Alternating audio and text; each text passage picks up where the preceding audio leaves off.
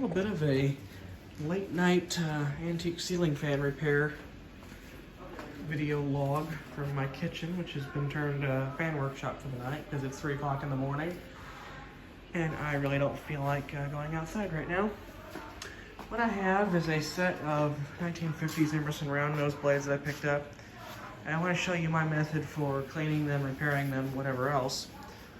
Most times you'll find them, they'll be just fine, they'll just be gross, and regular water won't clean them up like it will regular ones because all the dust is caked on. And so there are a few steps to this. And I'm only going to be able to execute one step tonight because I don't have all the materials I need. But what I can do is the initial wipe down. So over here we have one that I have just finished more or less cleaning. Over there is another one. And here is one that I have not even touched yet.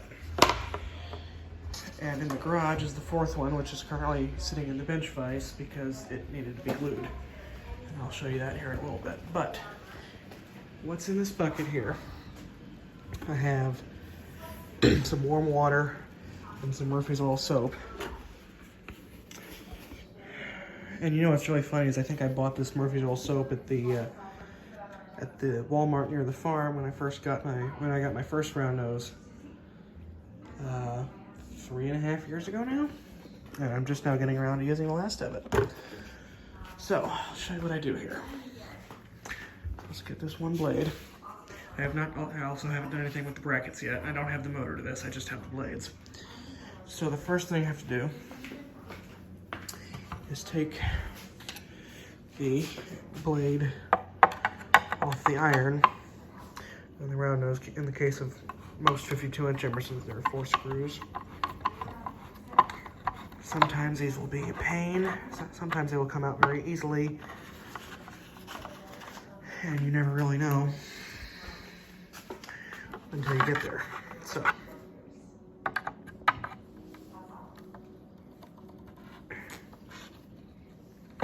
it's kind of hard to do with one hand. You also see them crack along the corners like that when people tighten down the screws too much.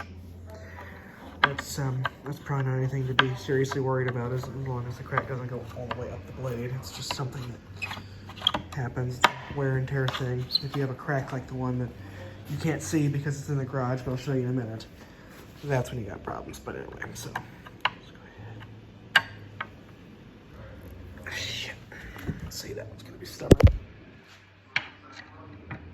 That's gonna be a 2-hand job.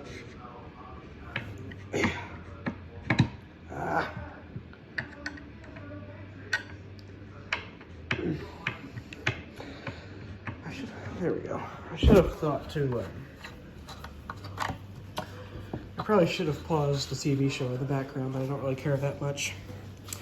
So I hope that the nice folks over at whoever's putting on Scorpion online will be a little lenient with me because, like I say, it's 3 o'clock in the morning and I don't really feel like battling with my brother who's asleep on the couch over there to get the remote from him.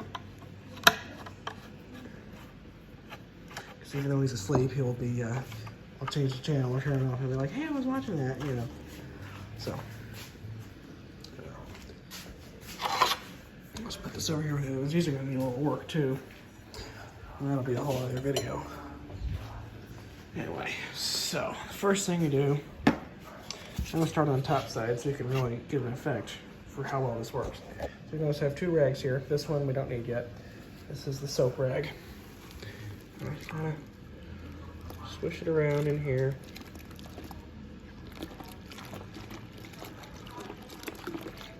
Like so, and then you wring it out. Not too much, but you also don't want it to be sopping wet. That's probably good. And then, as you'll see, look how much that brings out the wood finish, as opposed to the gray dirt that you just saw me wipe off in that corner there. There. And then you take the regular towel and wipe it off. And it should leave that sort of sheen there. As you can now see, my home camera is reflecting it, or the flash on it, which is good. That's what you want. See on the edge here, I'll have haven't really done anything with that yet. So, I'll need more soap. So you can do the same thing on the bottom. And again, you wring it out.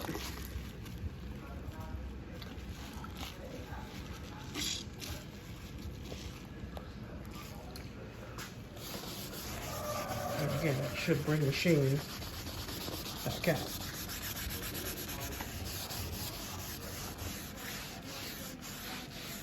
And it does. Just gotta buff it out. There you go. So the second step to refinishing these old blades, if you don't want to stain them, which I'm not going to do because as you can see the old stain will clean up just fine, you'll notice it still looks bad. It's better than it was. Now but you see now it's drying, it's not, you know, it's not as good as it was.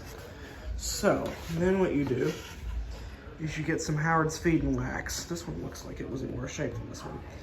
You get some Howard's Feed and Wax, and you do it that way, but I don't think I have any here right now. Which is why I can't go through that. Unless, let's go out to the garage. So I was gonna go out here anyway and show you the other blade that's being worked on right now. It's being doctored. I should not be allowed to talk when I'm this tired. There. Go around here, I'll see if I have any feed and wax, but I don't think I do.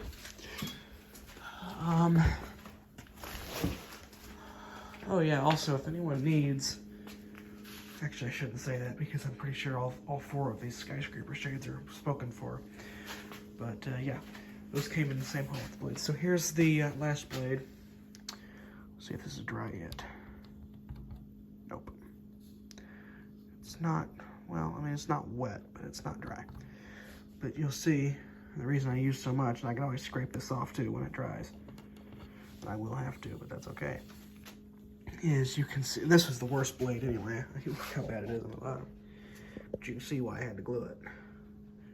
Because it was cracked. All the way, you can't see, but all the way to the iron. I'm not sure how that happened, but it was bad. So anyway, right here on my dad's, oh, and in case you're wondering what I used for that, Gorilla Glue is your best friend for a lot of things. In this case, I used the wood glue. So, well, I could use shoe glue if I really wanted to, because really all the